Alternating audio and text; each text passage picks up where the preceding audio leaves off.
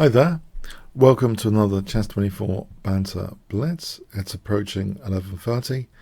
Before we get into things, check out this chess24.com/premium. You can use the voucher code Kingscrusher. Welcome to another Chess24. Mute over there.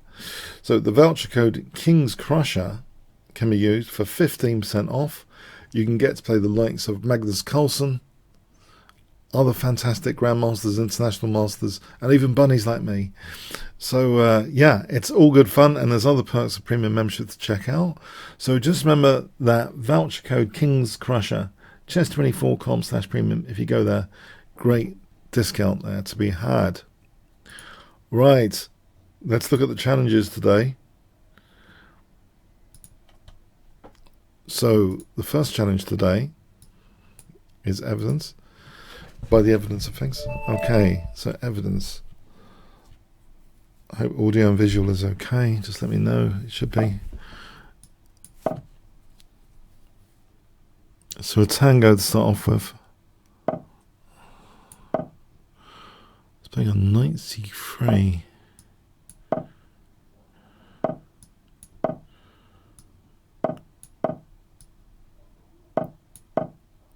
So I wanted to play h6 just in case there was bishop g5 takes f6, weakening my d5 a bit further.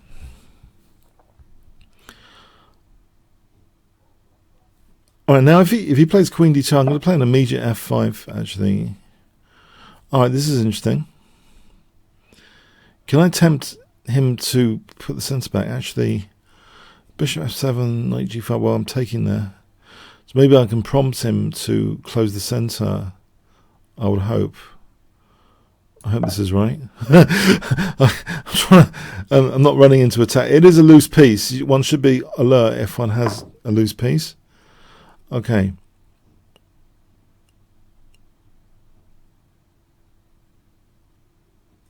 If I play, I'm not running into a silly mate, am I? Knight takes bishop f7. Not that I'm aware of. Oh, crikey. Bishop e2, bishop takes f3, or knight takes f3. So he's opening up that centre.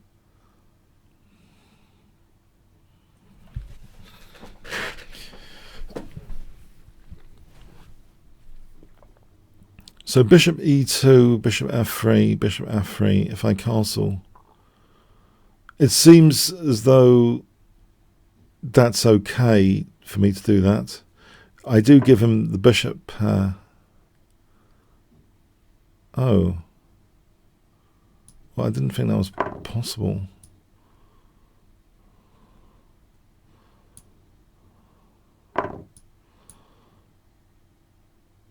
Oh?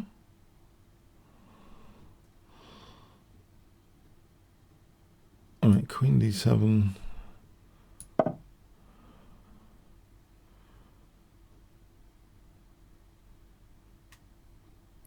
This is a bit of a concern. I didn't really expect this.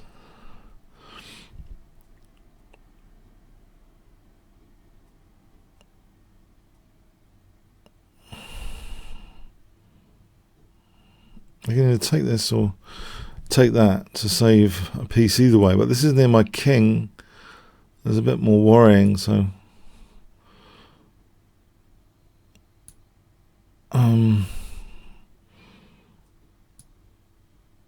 yeah, I'm not entirely sure. Maybe I should take that one. It takes time to get the knight out.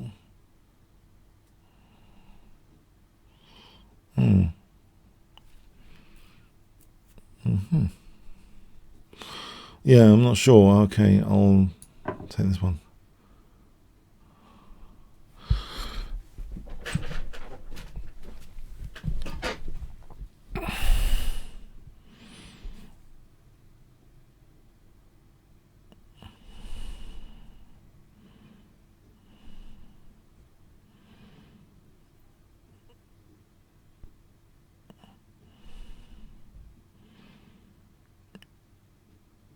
So positional queen sacrifice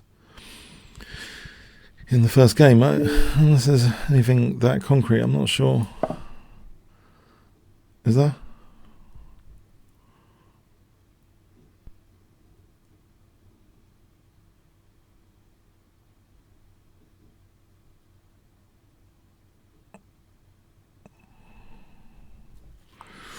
Mm.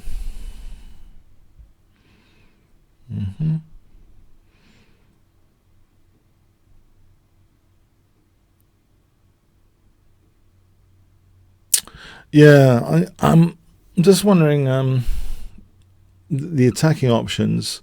If my bishop wasn't there, that bishop h6 would be dangerous. So I think that emphasizes the importance of this bishop. That maybe I don't want to play a move like that, for bishop h6 later. So this might be an important key piece. Now I can take with the king actually, can't I? That's another option. Just take the bishop.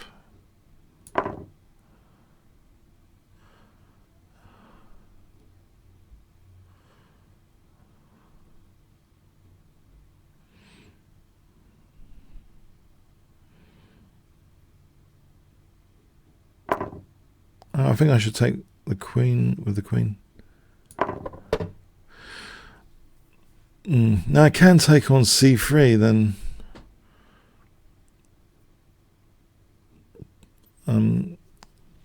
Or c6 might be safer.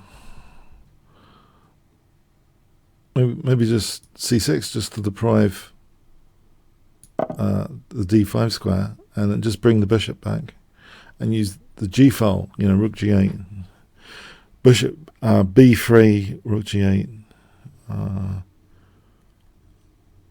Looks as though I'm safe for a moment. One shouldn't be complacent about king safety. Okay, that takes a while. I could manually castle here with king g8. And I've got that light square bishop, which without the counterpart, so my king should be safer on light squares. Okay, there's an incoming f6 to address. I'll address that with this manually castling.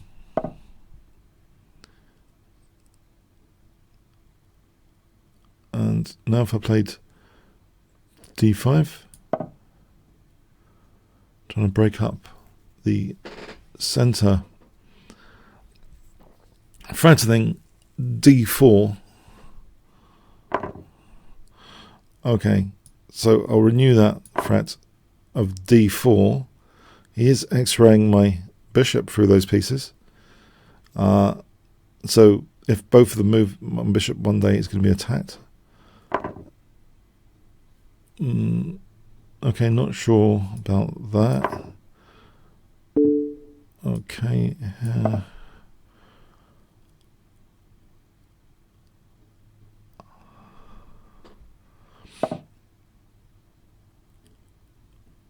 And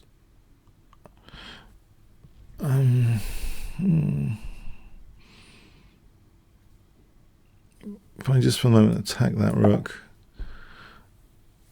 Now, if the rook moves, there's queen e1 mating actually on the back row. That's good to cover f1 here. Kill a common square on f1. So the rook moves, there's queen e1. In fact, I can celebrate that fact here, I think, with d4. So if rook takes d4, queen e1. Okay. Maybe d3 here.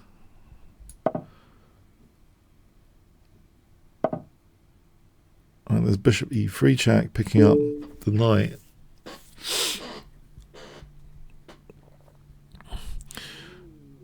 Loose pieces tend to drop off, as they say.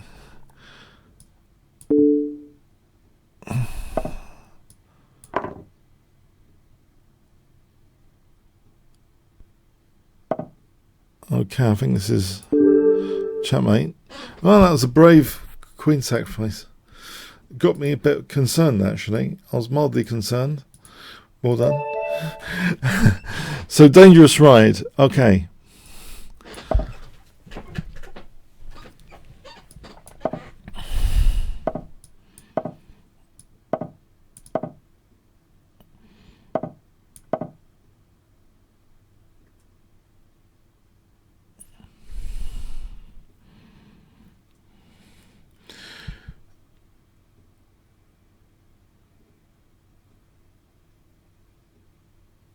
Okay, here, if f takes, you know, I've queen h4 check. Okay, here I'm just taking on f4. So I want to play bishop c5 and d6 to celebrate these dark square weaknesses. So d6 and then knight f6. So d6 and knight f6. Okay. Or not. I'll just control e5 then for the moment.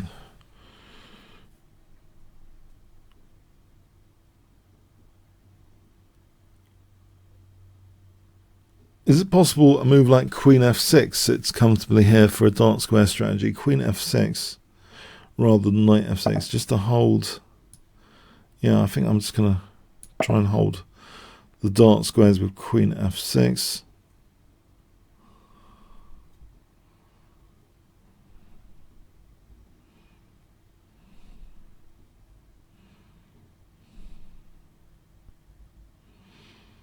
I'm wondering, does this actually facilitate knight e5? So, for example, bishop e2, knight e5. If he routinely castled, knight takes f3.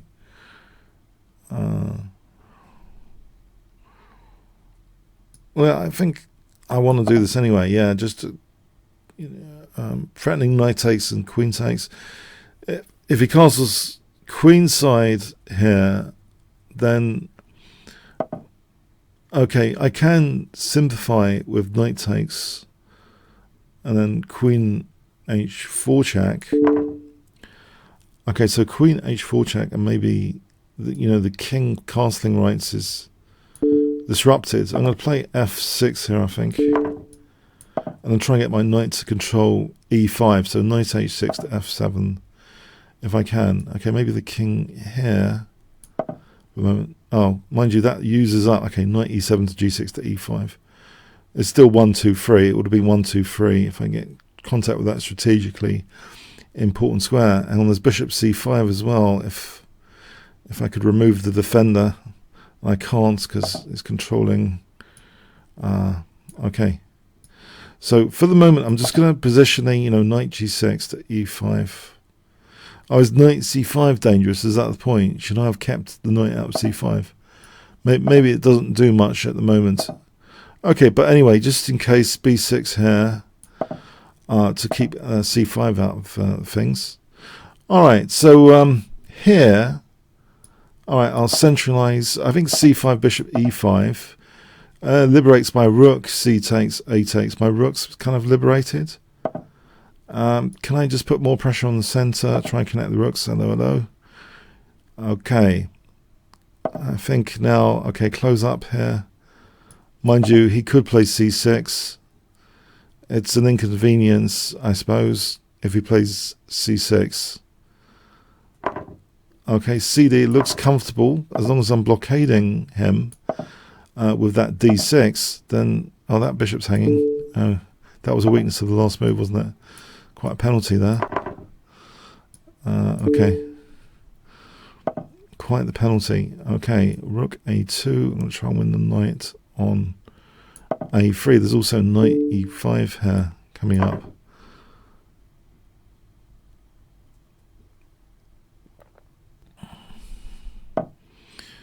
Okay, or bishop a6 or knight e5. Well, I can cover up, this pawn just in case. And, oh, that looks a bit strange. This all looks a bit strange now. Okay. I'll take this pawn. I'll try and win this pawn, being greedy. Okay, yeah, we can take that, but I've got a clearly good position here. I've got a clock advantage of quite significant. The risk here is just stalemate, isn't it? Okay, thanks. Dangerous, right? Okay, Blunder Panda. Okay. I'm tending to get quite interesting transpositional probabilities out of this opening recently. I do have to be careful about this line. I think it's f4. I made a mistake not playing f4 before. For some reason, losing e5. As long as... Okay, f4, I think, is the move. It looks sometimes bad to play f4, but here it's one case which, you know, I'm going to control f5 or knight h6 to f5. I'm going to control f5 or go to e4 soon. So knight f3.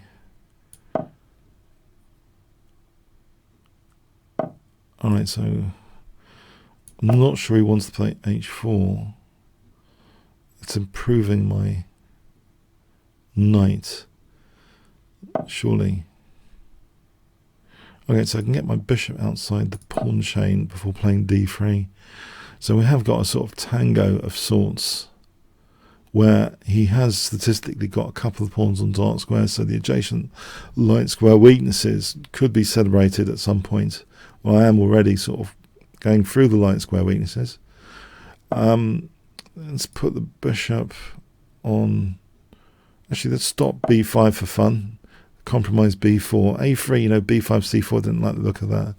Let's make black work for that.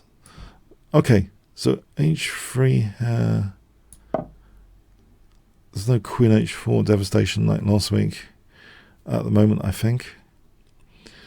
Is there the possibility of knight takes h... No, there isn't. Okay, so here, if I just castle or d3, d3 seems okay. And h4, knight e4, knight f5 is the problem. What if I played h4 instead? Knight g4, knight g5, I'd have knight h5, which I think I'm more comfortable with, actually.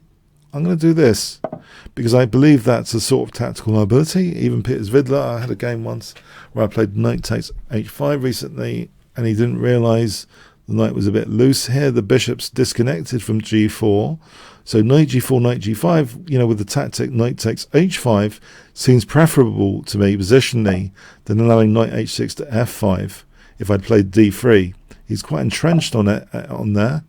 Okay, this other knight can go round, I think, to e4. This looks like a reasonable position. Okay, let's see. d3, okay, if he takes this, c3 to cover d4. This looks like a reasonable position to have right now. It looks reasonable. Okay, there's a knight on g4, but, you know, it's better than on f5 sometimes, I would say. So, okay, bishop b7. If I can control the center a bit, queen e2. I'm playing for bishop d2, rook a e1 as the plan here. Bishop d2 and rook a e1. It would seem natural for the moment to see what's going on, to connect the rooks. Hello, hello, connect the rooks, bishop d2 coming up, rook a e1. That's the plan. Okay, stop bishop d2 because of knight c2.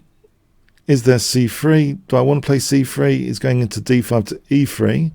That looks pretty nasty stuff.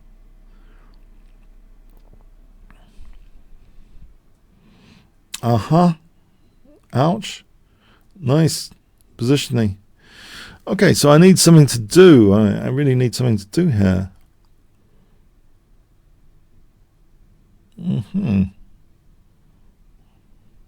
I think I will try and undermine with c3. Even though he's got knight d5, I can at least play cd, and that pawn's slightly looser than maybe it would have been, but he's coming in with knight e3 rather strongly, it seems.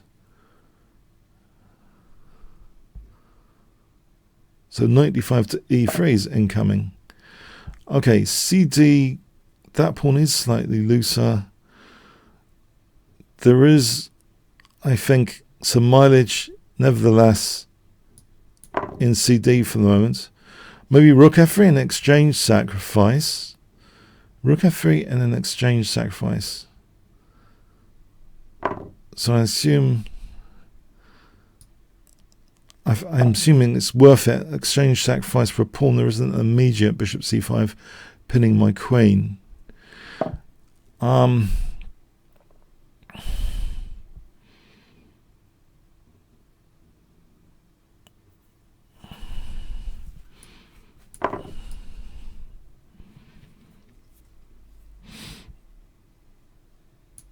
And bishop e4, there's knight e4. Am I running into that? Is this whole thing a bad idea?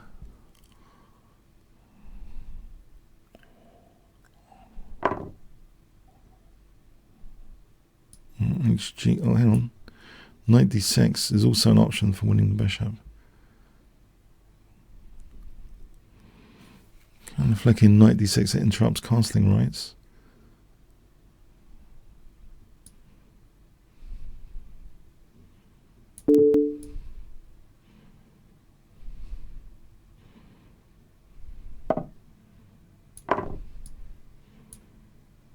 I assume he's taking the exchange.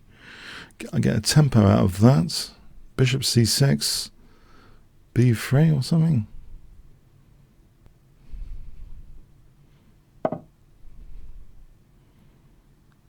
I see.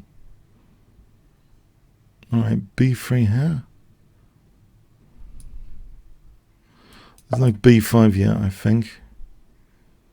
Or is there?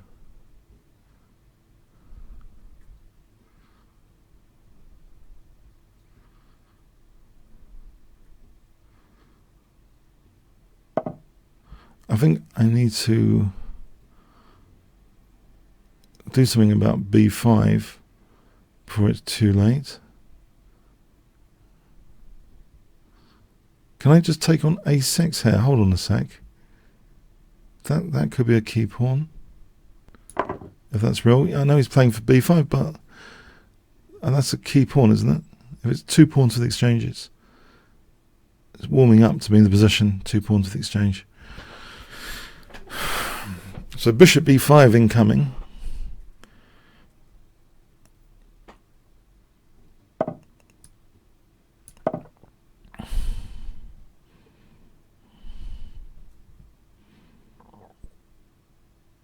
I think I want to unpin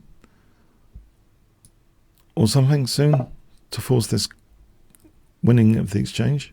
I think the knight looks good here. I don't want to disrupt my pawns. Do I? D takes? Or knight takes? Maybe gets rid of the backward pawn. Well, there's queen f4. I just realised maybe rook h3 for h2 to be defended. Alright, I'm going to sort of... Is he looking for me to play that?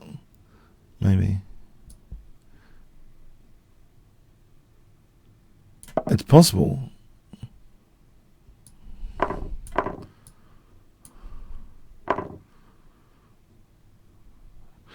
Alright, my king can go to b5 here. Okay, I think I'll blockade on h3 just in case. I don't want minimize counterplay.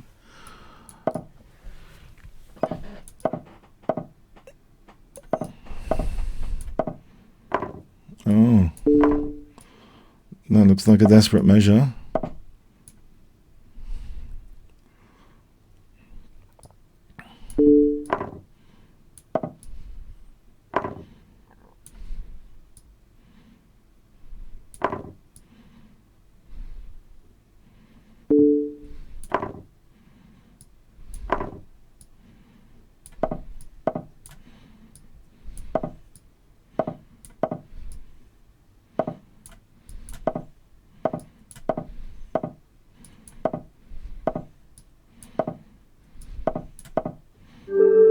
Yeah, very exciting game. I think the exchange sack, I didn't want a knight on e3. It's just too annoying, you know, especially for a blitz game. I think, yeah, okay. So, interesting stuff. Okay. Hi, Bogdan. So, I had a disaster London system against Bogdan the other day, the other week. I think I'll try and keep it in my pet stuff, like this. Okay, I do have a pet here as well. This kind of Nimzovich-ish variation, you give up the center voluntarily.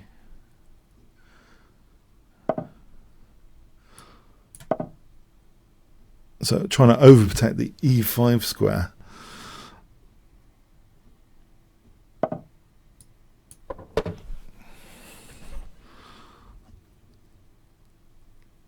So queen e2, okay.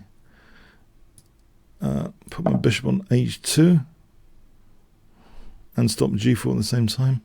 So I want to overprotect e5. And you might wonder, why do I want to overprotect e5? Well, I think the principle is quite good, actually, from this interface.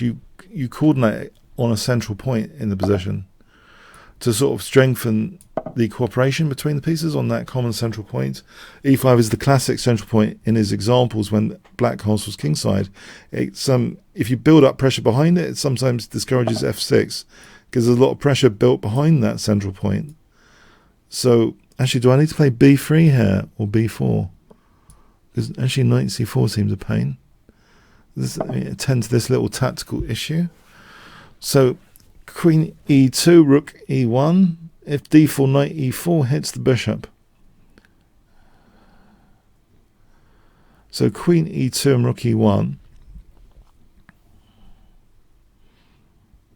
Looks like overprotecting e5, trying to make f6 impossible, which would try and free the position a little bit with f6. So I want to overprotect e5. That's my plan. Queen e2, rook e1. I'm ready for d4 as the threat. I think knight e4. So even though I'm interfering because I'm overprotecting e5, the bishop's holding e5, the knight's holding e5. Things are holding e5. I'm hoping to get a sort of stranglehold on the position. Okay, giving up the light square bishop, I think, is not such a bad thing here. Maybe knight a4 for the moment. So trying to target this a6 pawn. He's got the bishop here for sure. A classic advantage sometimes to get that bishop pair. Oh, my rook can swing across. I've just realized there's a tactical opportunity to be had here. An r2 d2 style rook. So queen d2, queen h6. Yeah, I'm a fan of Star Wars. I think the rooks like that, when they come over, it reminds me for some reason of R2-D2 sitting on the spaceship. Okay, so rook e1, queen d2 for queen h6, because bishop a6 was a threat. So queen d2, threatening queen h6. If king h7, maybe bishop f4, bishop h6, rook h4. That looks dangerous. h6 is a killer common square here. So bishop a6, queen d2, threats, queen h6, king h7, bishop f4. Okay, I'll start building up for this now with queen d2 for bishop h6. So bishop a6, queen d2, queen d2, building up. He's going to play g5. Maybe I'm going to take that because bishop f6 looks very strong. Okay, c3, attend to that little detail. Okay, so bishop h6 is not working right now. It seems, on the evidence of things, I can blockade on d4, blockade this knight, blockading knight on d4, shutting out that bishop, positional move for a moment. Maybe I can just get the other rook going. So there's a race here, rook e3 to g3 versus the a pawn. How do I slow down that race or win that race? Maybe just take out this pawn, then rook e3, rook g3. Then bishop h6 is threatened. If g takes, rook takes g8. I think I'm going to go for this doubling. It's a killer common square strategy, on g8 being the killer common square. So we're threatening now bishop h6. Bishop h6 looks like a great threat. Queen e5 protects g7. Bishop g7, if rook g7, queen h6. If rook h7 is queen f8. Let's look at this again. Bishop h6, queen e5, bishop g7. Bishop g7, rook g7, queen h6. He's protecting e5. It's a snag that he's protecting e5. Or is it? I just play bishop f4 for rook h4. That's mating on the h file. I think I just play this. Queen e5, bishop f4 for rook h4. Okay, thanks, Bogdan. Okay, yeah, interesting. Yeah, this overprotection strategy is a very dangerous thing against the French defense, I think in particular. Okay, Kazmaster.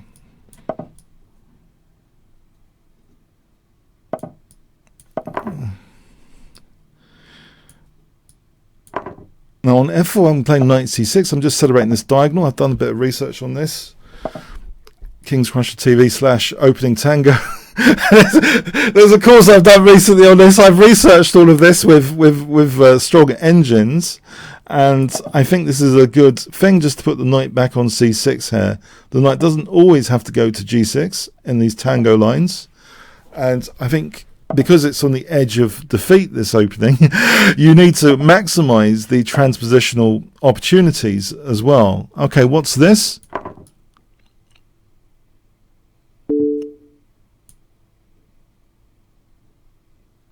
I don't necessarily want my king disrupted here.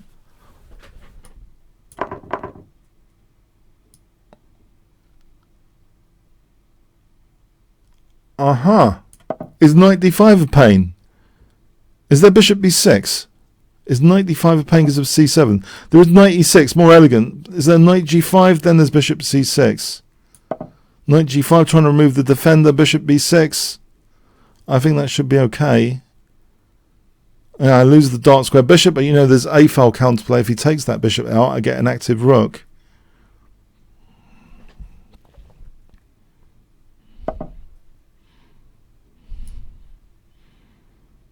Do I want a castle? I don't even know if I want a castle. Do I? What about? Hold on a sec. Before he's got removable defender tactic. What about c6? I know I weakened d6 a bit, but let's kick this knight out. And there's knight f4, but then there's knight b6. Maybe I'm holding e6 quite comfortably. So knight f4, knight b6. Okay, I could end up with a weak pawn on e6. It's relatively weak. I'm not sure it's that exploitable. When I say weak, I mean it's only a weakness if it's that exploitable. So, okay, knight e6, bishop e6, f takes. Okay, what's going on here?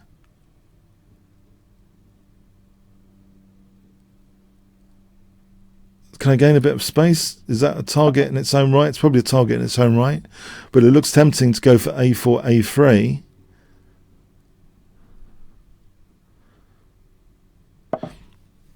Okay. Our castle.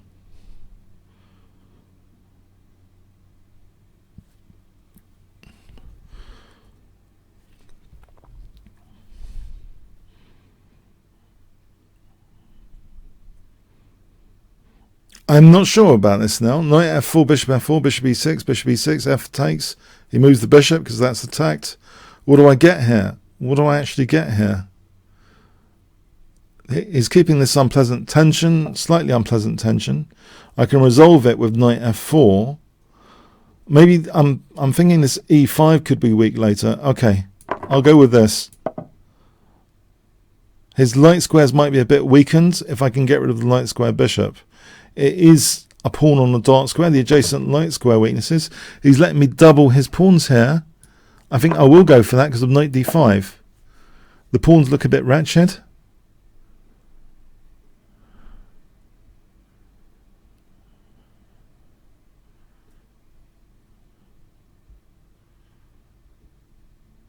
Do I want to just double on e5?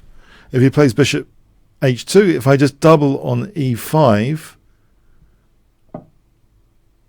a5 is a target still. What about b6? c6 then is a target. You can't easily do knight d4 because this is bishop c3 for knight d4 for c6 later.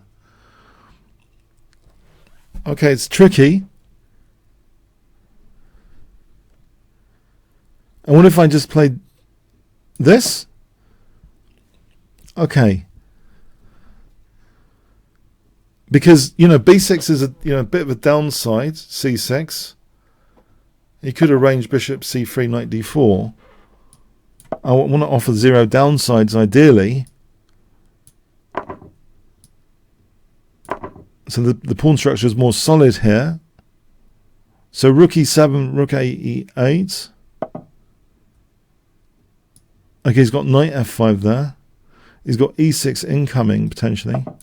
Okay, e6 is incoming. I just want to double without too much hassle. No.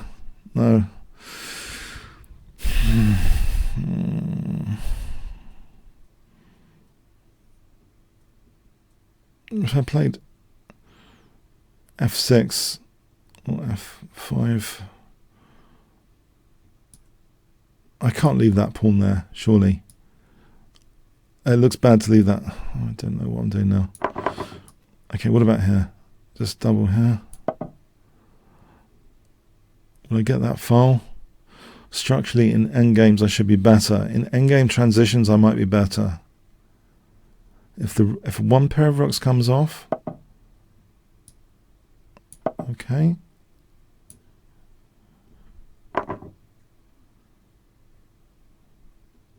What about b6 and then rook e2?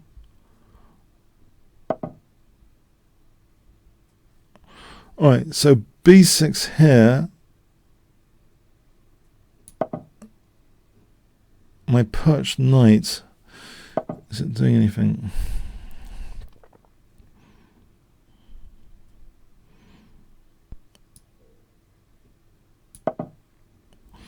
Things are transforming rapidly. Okay, this endgame here has got a5 as an opportunity. Let's try and scare him with the pin possibilities. So knight f4. If knight e5, rook d6. The king is a little bit uncomfortable, keeping some tension in position. Maximizes the chance of a blunder, usually. Well, for both sides, maybe. There's knight c4. There's another pin here. It's mostly pointless. Is there knight f4? I'm hitting g2, a threat. I'm hitting g2. There's knight c4. There's rook c6 or rook f6. I think rook c6 avoids him pinning me again immediately.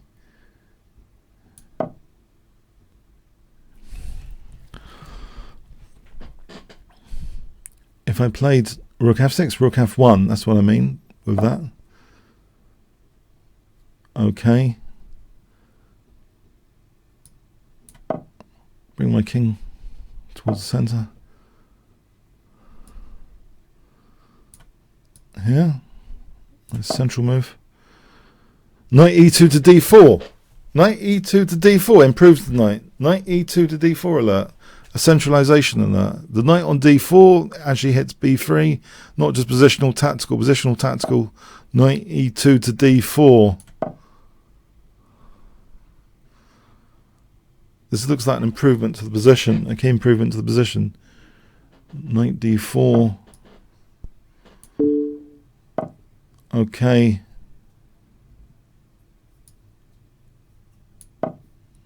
Scan with these discovered check possibilities.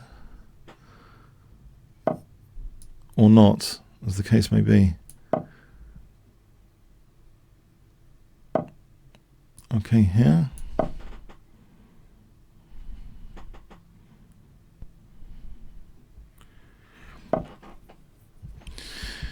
Okay, knight e2 and then h5 wins a piece, I think.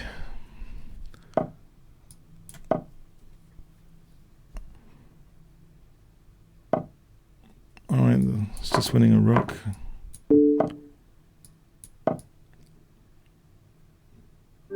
Alright, face the game. Yeah, that was tricky. That was tricky. I was trying to get something from there. That was tricky.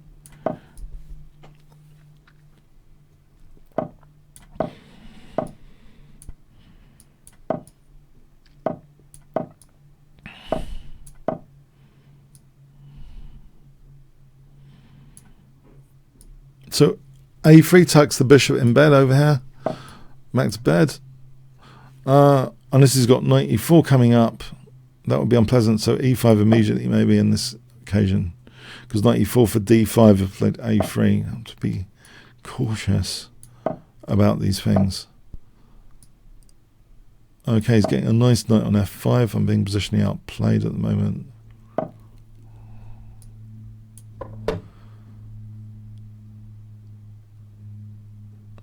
I would say knight e4 and c3.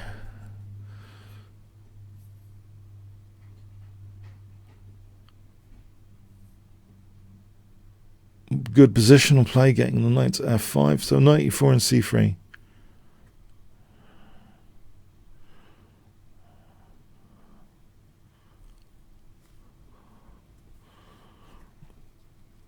Knight e4, c3.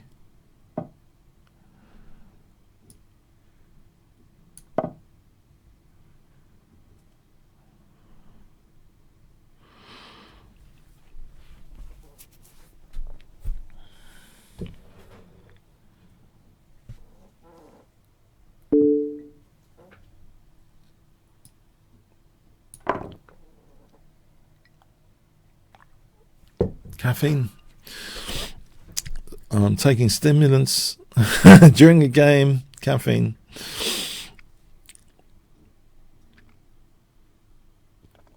It's still allowed.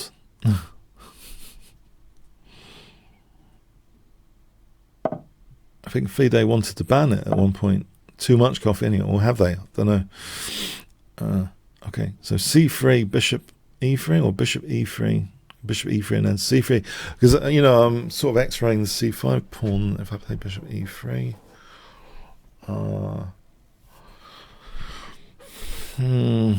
So if knight f5, bishop c5. Okay. On the other hand, b2. So c3 here. And he's back to f5. That's right, pain. If I look at bishop e3, queen b2, rook b1, there's queen c2. I think I have to evict this knight. Oh, okay. Well, that gives me the possibility of bishop e3 now. I thought the knight was going to f5.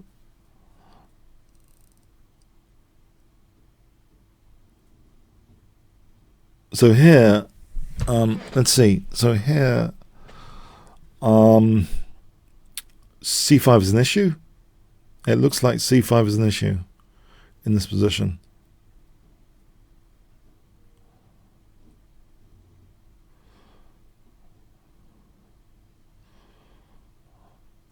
In fact, okay, b4, there's knight c3. I'm wondering how to torture the pin rather than exploit it immediately. Celebrate the pin, but b4, knight c3. No, there isn't. Hold on. There's knight takes c3. I can play b4, torturing the pin. This might be better than anything else. b4. New candidate move, b4. And in fact, b4.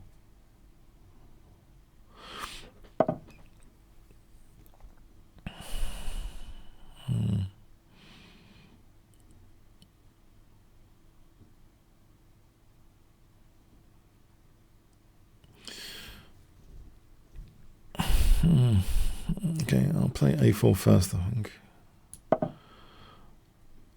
And then bishop c5. Okay, so knight c7, bishop c5 looks like a pawn up without too much compensation, counterplay, not too much counterplay, I think.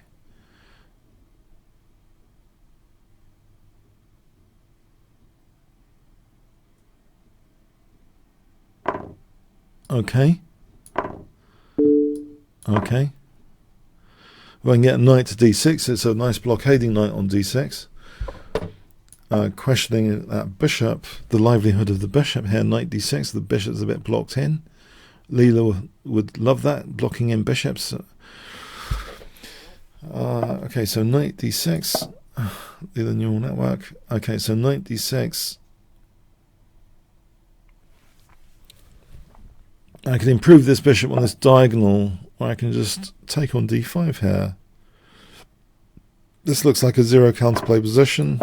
This position looks minimal counterplay anyway. Not zero, but minimal. Unless I'm mistaken. I could be mistaken. I'll play b3. Maybe not. What about f5, a form pawn installation? f5, f6 on bishop c4. The form pawn installation, that's going to kill that bishop anyway. Or just kill the bishop with g4. maybe the pawn is kind of liberating here. If I played f6, it's kind of liberating that bishop. I really just want to kill off that bishop. To do that, g takes g5, g takes h4. Can I padlock the bishop? Was this too sadistic? What is it? Okay, g5, then rook f4. I want to try and win the game somehow. Okay. Try and win this game. Okay, this is a coin toss. Should I just be sadistic with the position or try and win? No, I think I should try and win the position. I don't know if f6, what's the actual winning plan with f6? Is it like 100 moves away? I'm not entirely sure now. Okay, maybe the winning plan is 100 moves away with f6. That's the problem with this.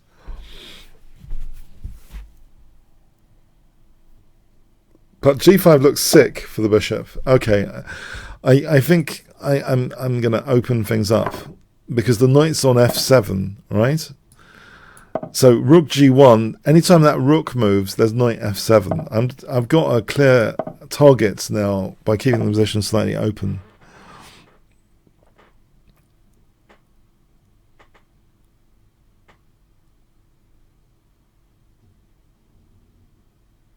I think I just transition into a rook and pawn ending here.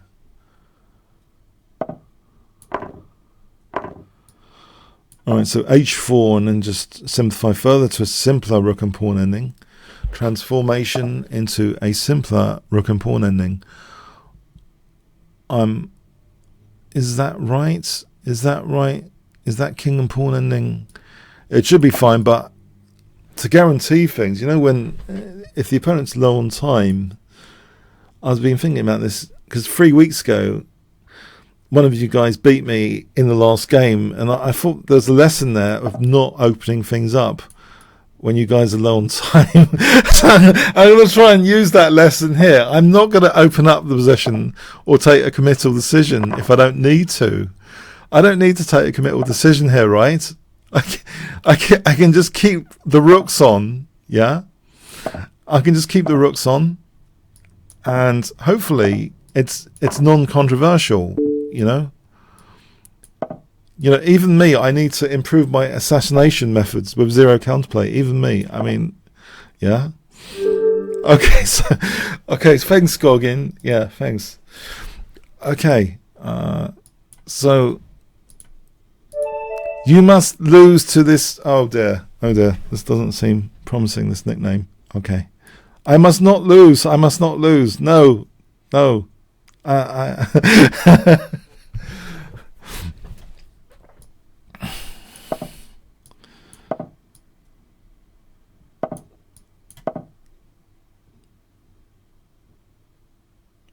Okay, so a tango here.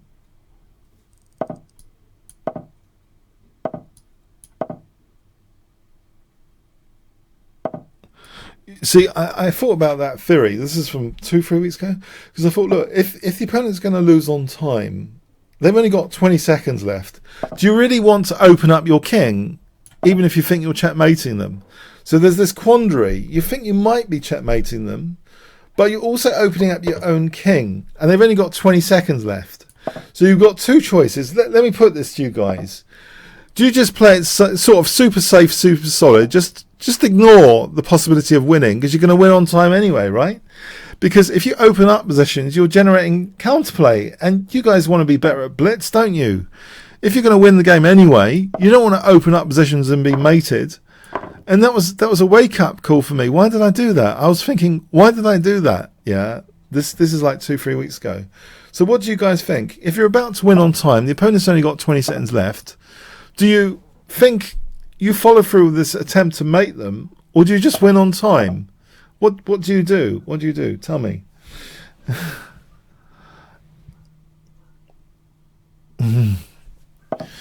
Okay, so h5, knight g4.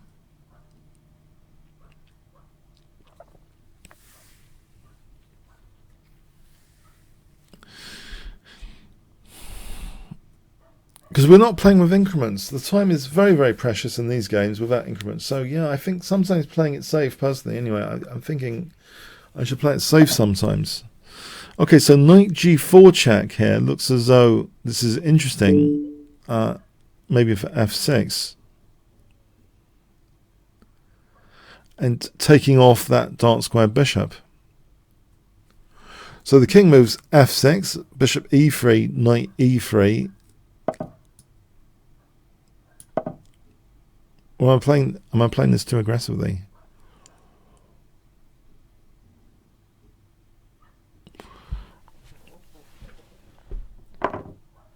I see. Okay. It's activating my rook.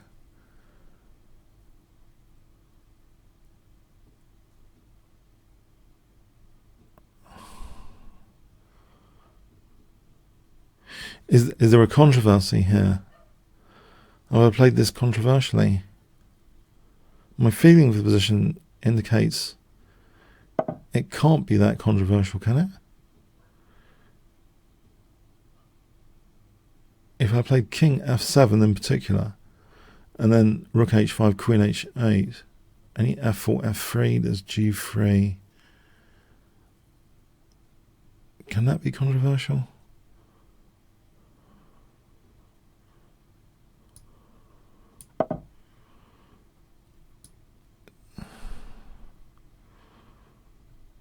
I mean, okay, it's piece down for a moment, but if I'm building on the H file, it looks a little bit less controversial than shattering my pawn structure, just to be a piece down with an intact pawn structure with H file attack potential, with my king a bit safer. But does he play... Oh, I'm wondering if he plays f4. Am I being silly here? Ooh. I want to play rook h5, queen h8. But maybe f4.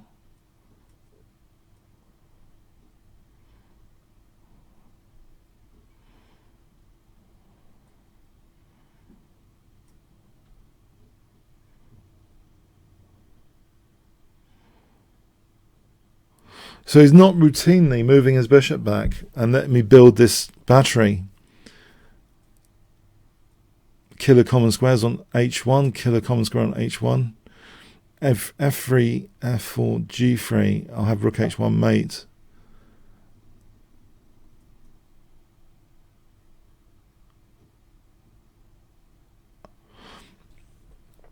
He's got time to construct a defense here. I think I need to be careful and just take this bishop, I'm afraid. There's a hook on h3 anyway. If the queens come off when he plays rook h1, there's rook h3. Maybe there's still a little bit of fun to be had. Unless he's got f3 in the position coming up. So rook h5, bishop h4, knight h4, g takes, king g2, rook queen h8.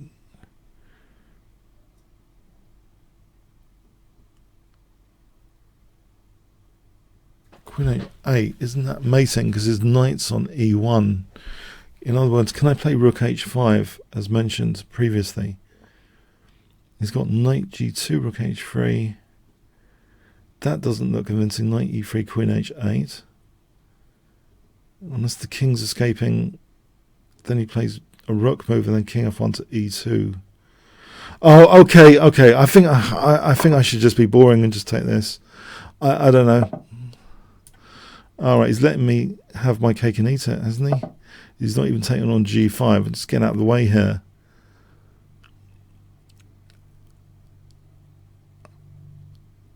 All right, so f3 or f4. f3, queen h8, fg. I'm having my cake and eating it here.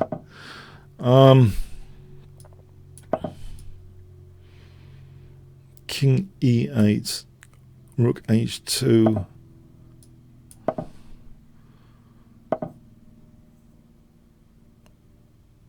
I'll keep things closed here.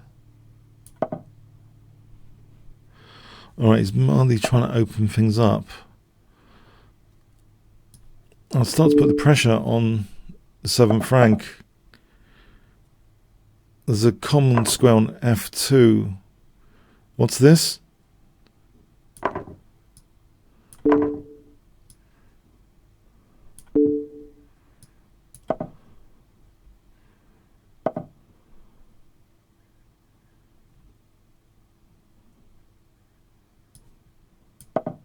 Common square on f2. Killer common square on f2. Queen b7. There's always king f7 and knight e7 to shield. Isn't this mating anyway?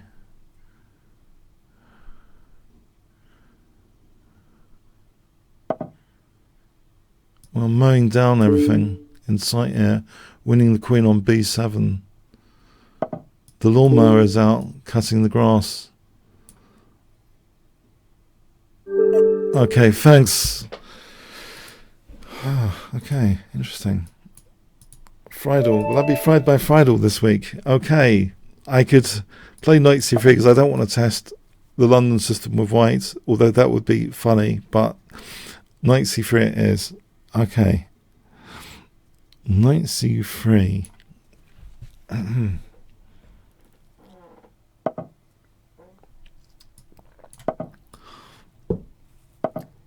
This brings back some good memories with Friedel. I think I have done well statistically in this line against Friedel.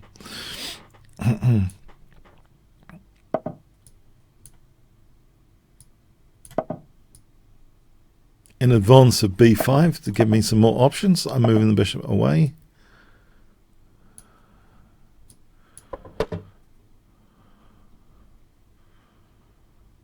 This is super dangerous in Blitz. My success rate overall at all time controls is over 70%, I think, recently.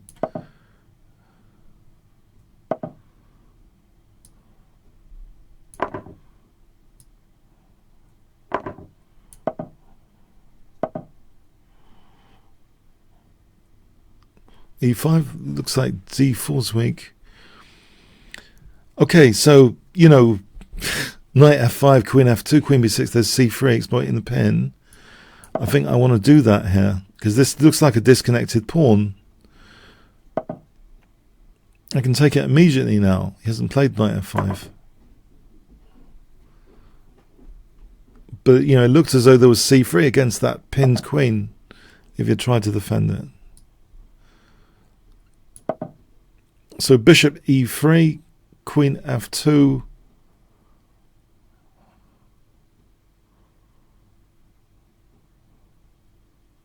Looks like a comfortable position. Maybe he was expecting a kingside attack and didn't think I'd just try and win a pawn in the center. Okay, I'll stop knight g4. Just in case. I'll put my king away from the X-ray.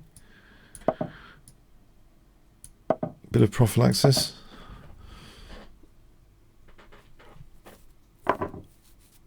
Oh, he's getting a nice knight on f5. Good. Nice. And that would even be d4, I think, positionally, if I played bishop c5, liberating that bishop. Would that carry too much tactical?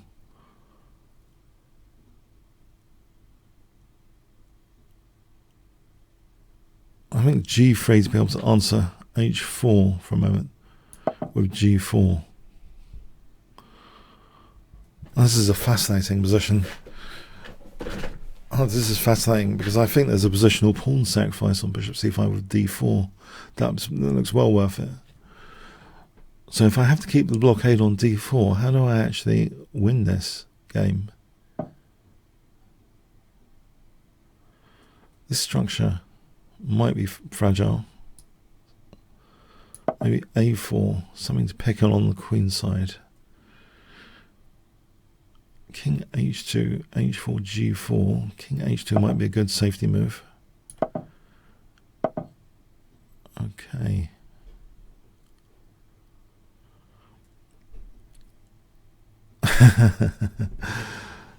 a4, b4.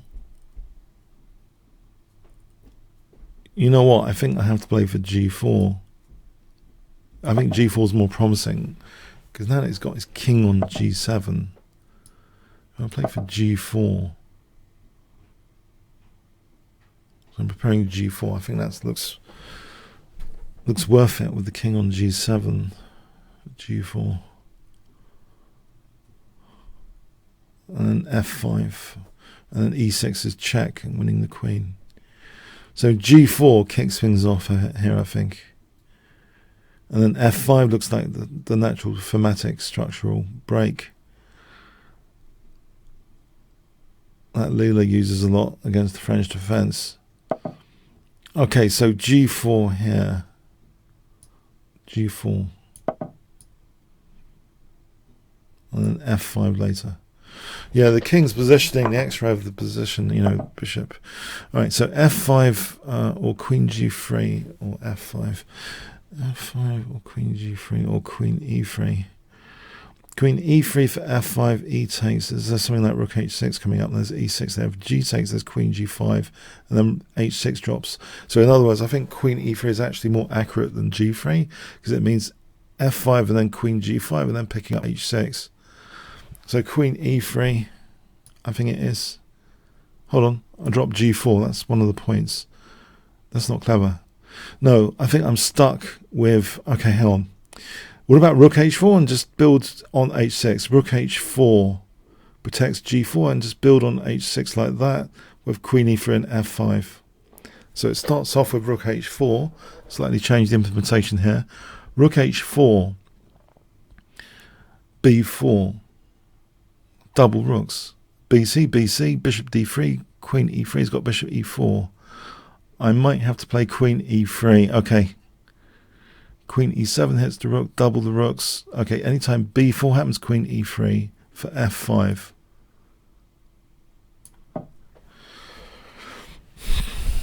Okay, I think knight g4, rook g4. Forcing moves considered. Okay, so queen e3, f5. This looks like a Miles against Short game. Sorry, Short against Miles when Short was a junior. He played for an f5 a bit like this. It was crushing. Short had already mastered the f5 strategic pawn break when he was about 5 years old for some reason. So f5 here looks crushing for h6.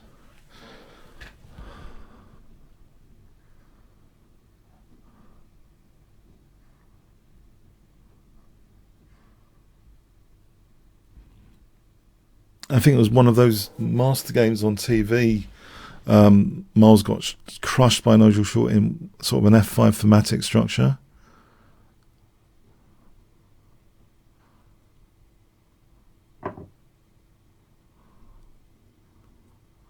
Alright, there is f6 to sort of win a rook cleanly here.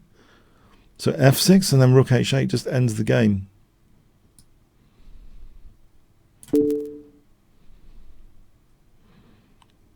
This is all running with checks. Okay. Whew. Okay, thanks for the game, final. Okay.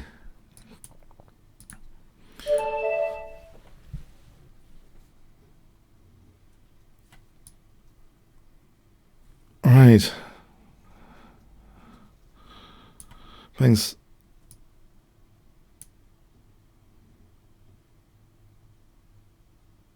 Okay, we've got a game here. Might need to abort. One. I'll count to 5. 1, 2, 3, 4, 5. Okay. Okay, let's go on to the next challenge. That is the dangerous ride. We're gonna have a rematch for a moment.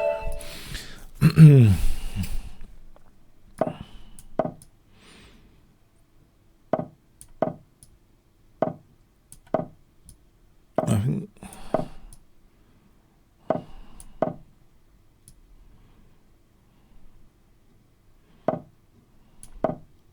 try and weaken these dark squares.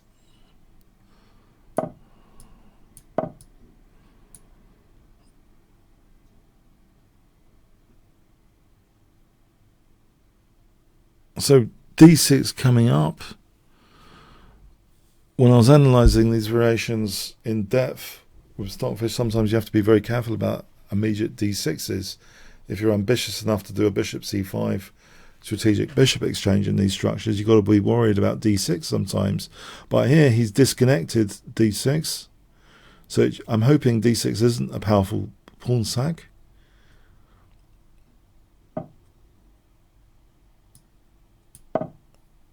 So I'm just trying to... But this doesn't help the dark squares h3, because he's kind of making, sure an f4 knight is more difficult to kick. Once you've got h3, you've got to... If there's a knight on f4, there's no g3 as easily, because, h3 is weaker.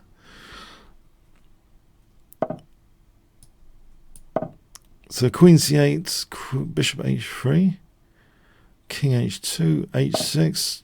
Okay, he's going to play king h2, h6. Oh. Well, I suppose there's knight g5. So let me just factor that out of the equation, knight g5. So I'm sure he's going to play king h2 now. No? Okay. All right, maybe f6 and knight g5. f6 and knight g5 without a piece sack seems a bit less controversial than usual. Reinforce an outpost on f4 with f6 and knight g5. And he's got knight f5. He has got stuff like knight f5. Okay, that's a nice knight. Maybe knight g5 anyway here. This f-file dynamic seems interesting.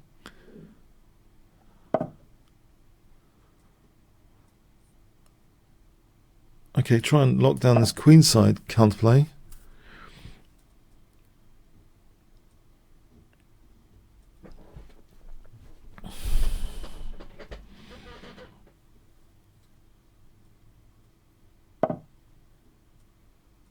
Okay, I'll get ready to sort of combine on some key common squares on the f-file. If I can get my other rook into the game, double behind this. Just in preparation of knight takes g5. There's also, I've noticed the little target pawn here, if I'm being pedantic. Maybe queen e8.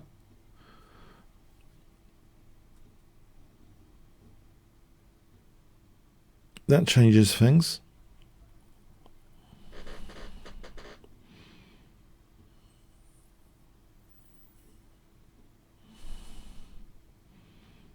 Maybe I should go back.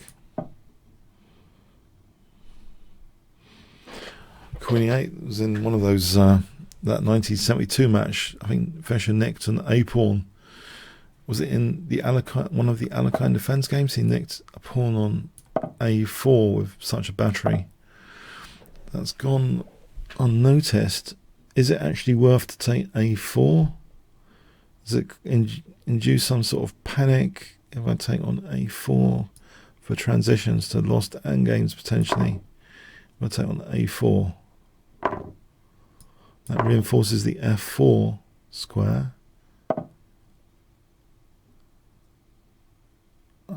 Okay, there's a bit of pressure here. There is an outside pass pawn now.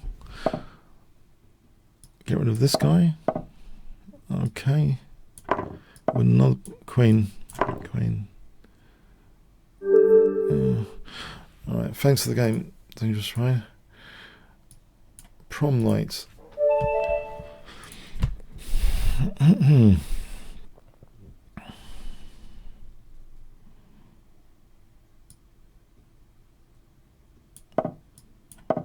Okay, so here. Okay, we have the check. Here. Because white's threatening knight c6.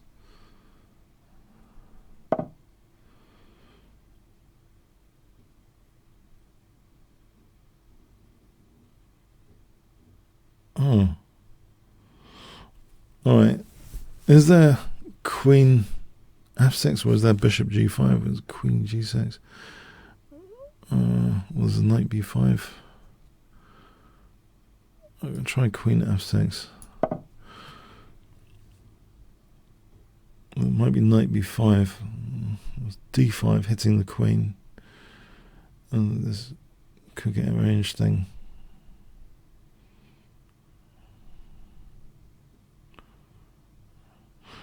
I wonder if king d8's any good to protect c7. Knight b5 for bishop b6 for knight c7 is a concern here.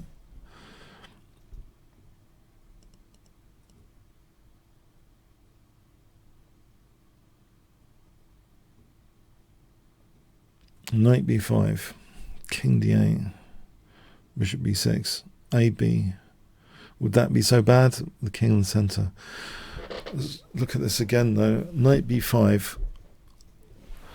The more ambitious d5. I think I could be running into trouble. He moves the queen, say to g3. I take on e4. He plays bishop takes b6 and then knight c7 check. The queen's actually supporting knight c7 as well. So in other words, I think I might have to play king d8. If we look at bishop e3 as an alternative, you can either just take on c7 or just casually just take on e3, and I'm still left with this neglect of c7.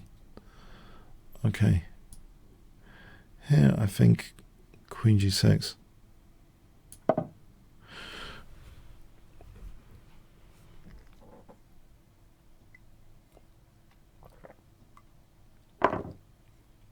I can attack the queen. I'm not losing the bishop, right? Attack the queen.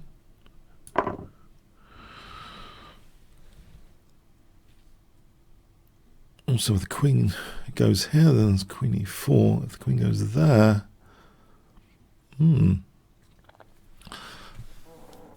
if the queen goes to f4,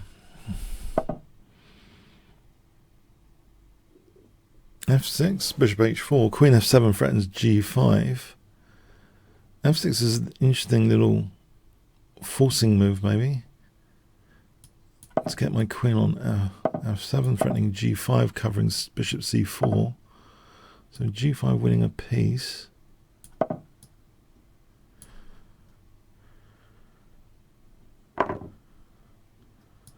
Bishop e6 covers against bishop c4. Well, actually, there's queen f2 or bishop f2, but then there might be counterplay later if I did that.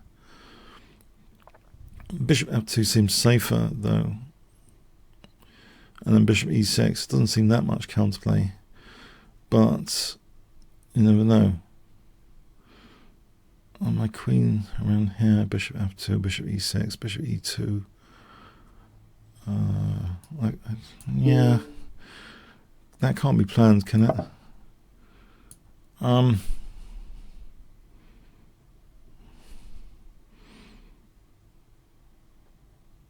What about simply queen f6 here? Before he has a chance to use this f file. Queen f6. So I can try and castle. Queen f6. There's queen h5.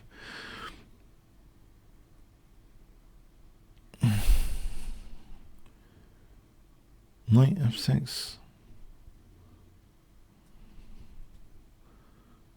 For rook g8. Well, this looks interesting.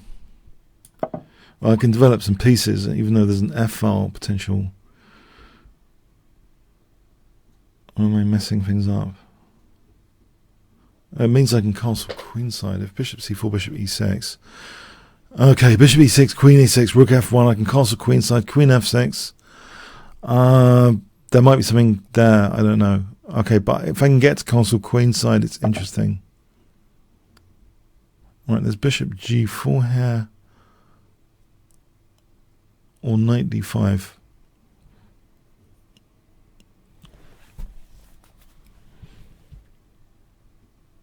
Maybe knight d5.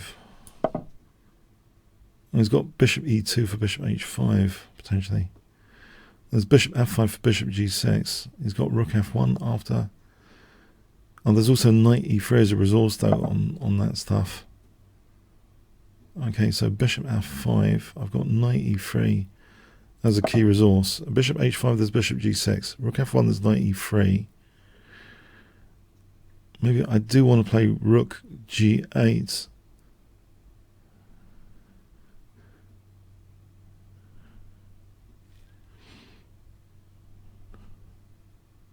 I can get to play rook g8.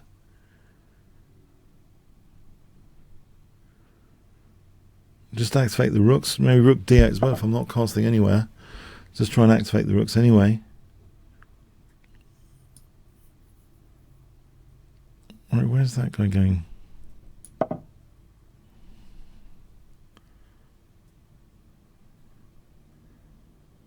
I would dearly like to castle one day. So if castling queenside is on the cards, not yet. As he said in Gladiator, not yet. Bishop g6.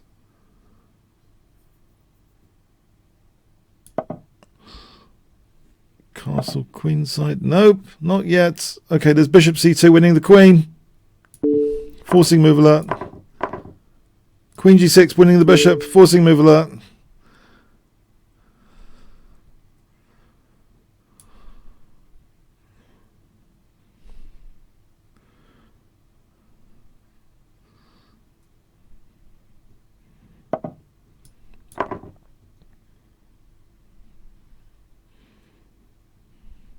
b5 for queen a4, mate. Okay, that was interesting. Yeah, that queen g4 sets some interesting tactical problems early on. Okay.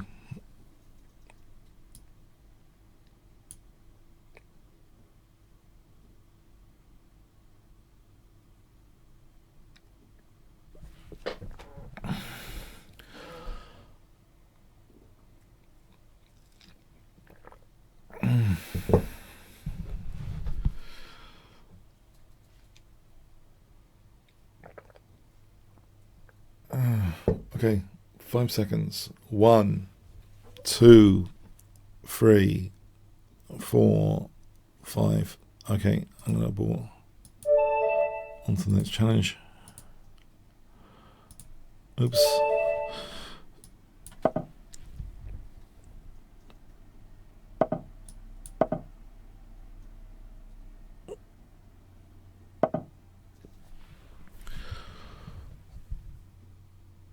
I'm in two minds, Vienna or this quiet Vienna or violent Vienna, quiet Vienna.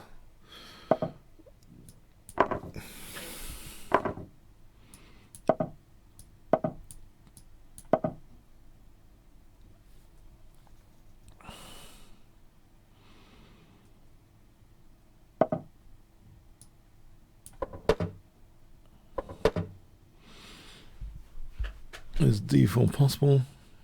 Break the bind.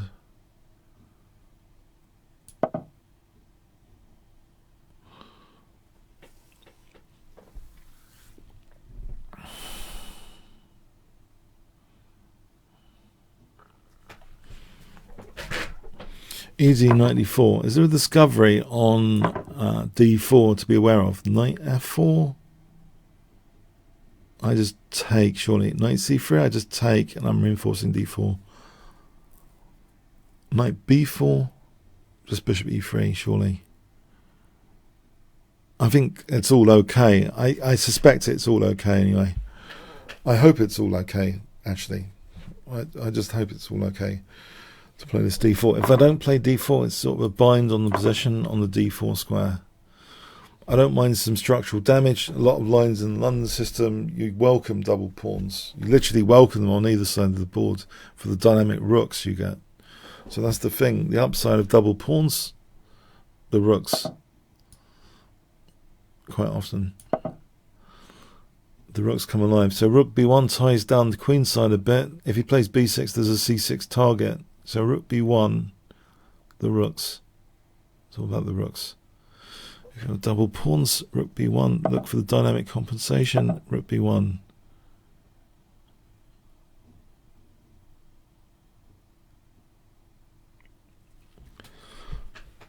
There's a battery opportunity, queen d2 for bishop g5. Doesn't seem to do anything right now, worth noting though. a4 probably for a forcing move option. It's good to have that option in the future, maybe a4.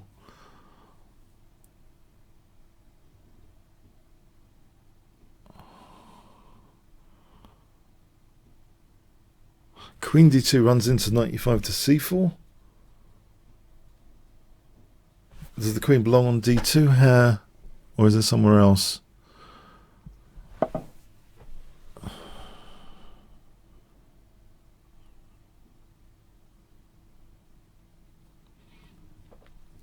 I see.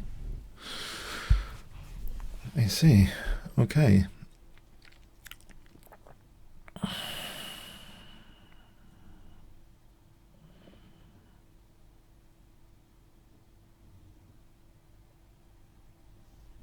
Rook d3, knight c5, but you know, rook a3 questions black's configuration here. Strangely, I find there's something odd about this with the knight on c5 there. Okay, queen h5 hits the bishop, by the way, and the bishop kind of seems like trapped on a5 in this position after queen h5.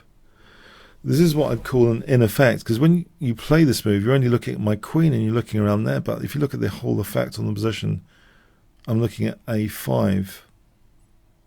It's one of those, because I swear to you, I think I'm getting good results with 3 key things on calculation. Any move you calculate, there's weakness with the last move, emerging killer common squares, what I call the in effect.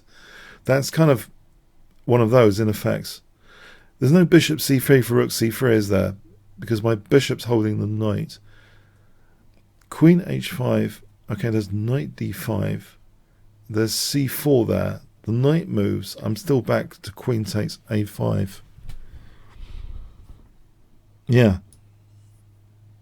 In effect, hitting a5.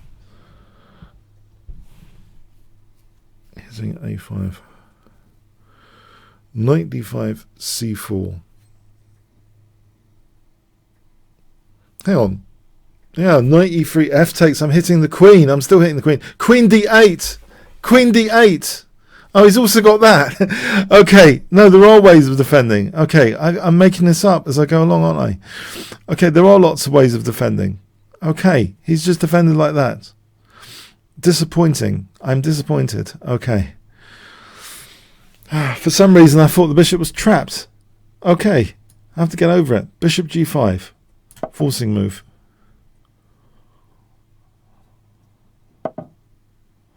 Right, doubling his pawns here. There's knight c6, bishop c6, bishop d5 if he takes with the f pawn. Bishop c6 looks like a good tactic anyway. Where's the rook going?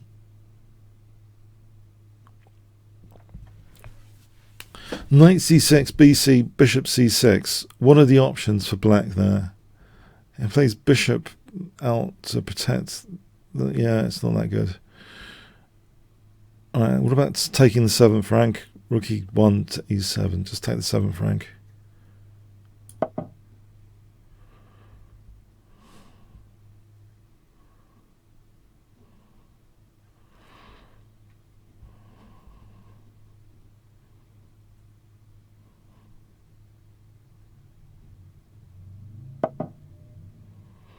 Well, this in light makes knight c6 more effective because there's always bishop d5 check coming up after.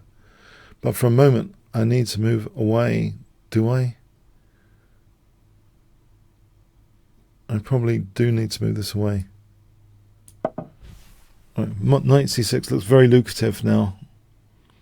Because, in fact, there's no bishop e6. There'll be bishop d5, bishop takes c4 after.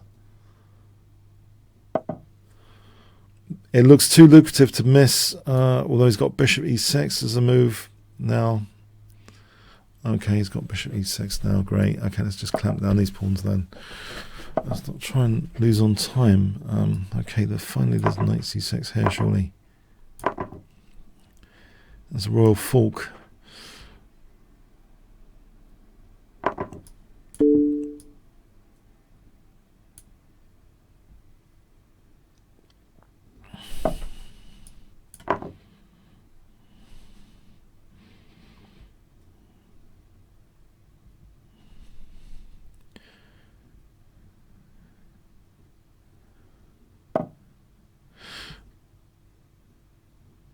Okay, let's just move somewhere sensible on this occasion. Coming down to the minute level. It looks like a nice central move. Get the rook back, play c4, looks like a nice centralization is in order here. c4, rook e1, stabilize the position. No loose pieces. Pieces in the centre. Take the centre of the battlefield. Rook e1, another central move.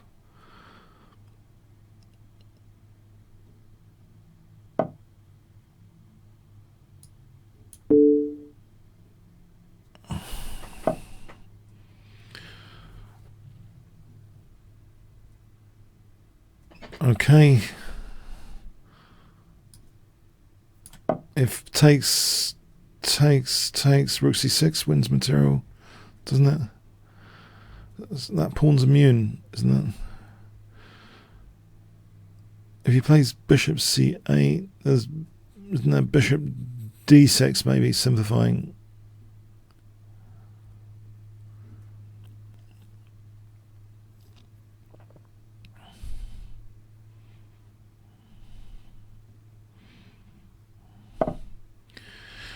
Okay. If I just take this bishop out of the equation.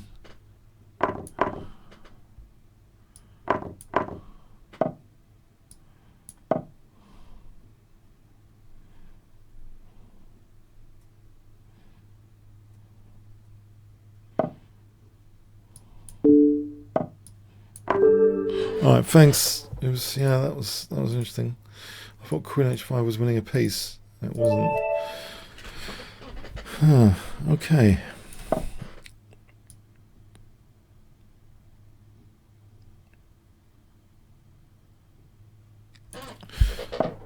Okay, we got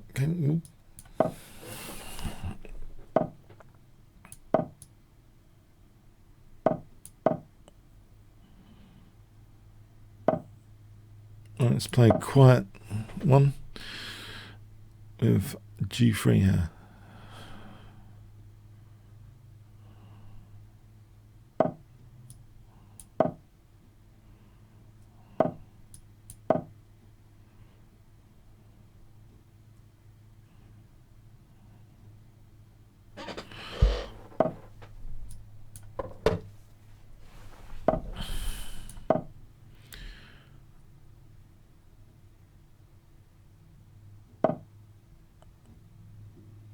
I think knight b5 is handy because a4, knight a3 to c4 on queen b6.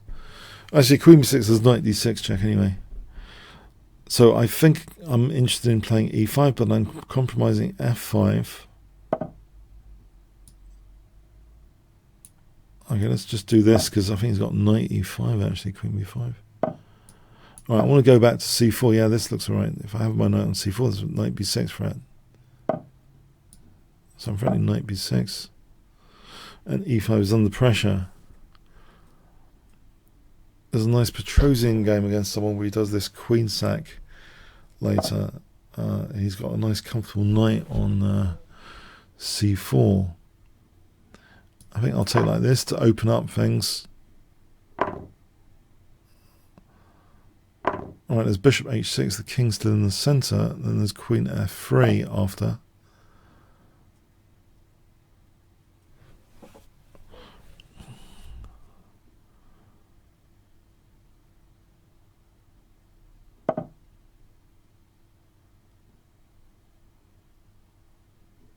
There.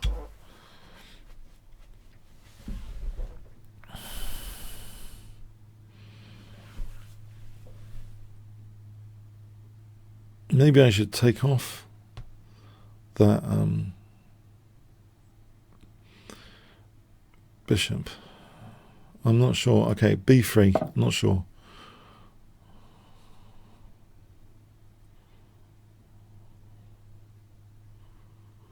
Queen f3, bishop h3, bishop h3, queen f7. He's always got king d7. There's a5 here for knight b6 as an option. Oh, this is just winning the queen now. Bishop f4 is a nasty pin, absolute pin.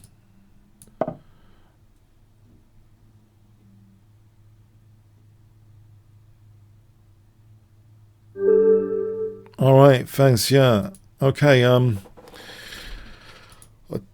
I'm not sure there's time for one more. I'll go back to the voucher code screen now. I think just to quickly emphasize again, if you want to go premium and challenge me for a game next week, or even Magnus Carlsen, other Grandmasters, check out this voucher code Kingscrusher. If you go to chess24com/premium, a whole 15% off, and there's loads of other perks of premium membership. So that's well worth checking out. So anyway, I hope you enjoyed this session today.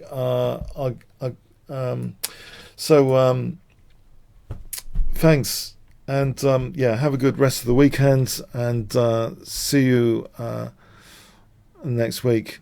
Okay, yeah, thanks for the games. Okay, thanks a lot. Comments, questions, like, shares, subscribes on YouTube is appreciated as well, by the way, if you've watched this on YouTube. Thanks so much. Cheers then.